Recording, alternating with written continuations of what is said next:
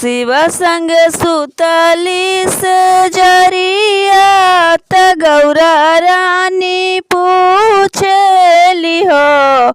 शिव संग सुतली से जरिया त गौरा रानी पूछली हो।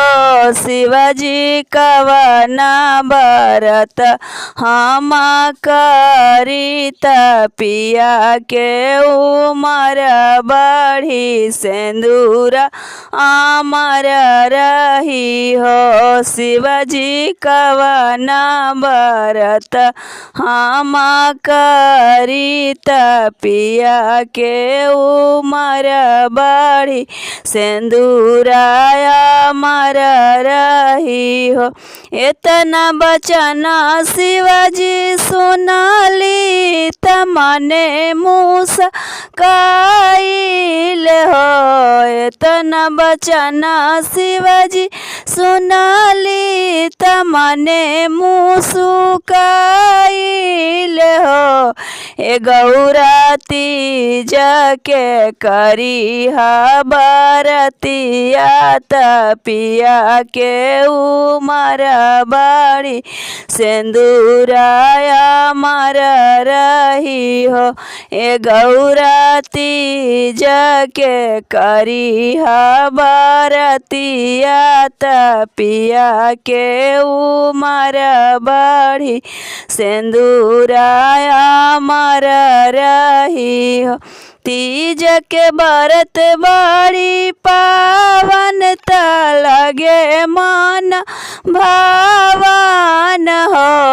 तीज के व्रत बड़ी पावन त लगे मन भावन हो।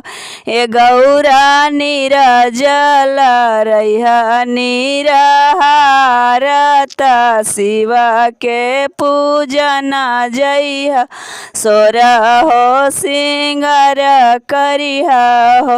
ए गौरा निरजल रहिया निराहार त शिव के पूजन जइहा सोरहो सिंगार करिहा हो। सगरी सुहागिन कर बरतिया त पिया के मरा मांगे हो। सगरी सुहागिन कर बरतिया त पिया के मरा मांगे हो। ए गौरा जन्म जन्म रही है सुहागिन त सिंदूर अमर रही सुखी परिवार रही हो। ए गौरा जन्म जन्म रही है सुहागिन त सिंदूर अमर रही सुखी परिवार रही हो। इतना बचन गौरा सुनली त सुनहु न पावेली हो।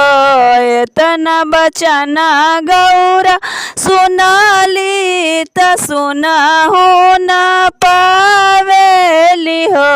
ए गौरा कैली हली सोरहो सिंगरवा त शिवा के पूजन गैली सिंदूर अमर कैली हो। ए गौरा कैली हली सोरहो सिंगरवा त शिवा के पूजन कैली सिंदूर अमर कैली हो।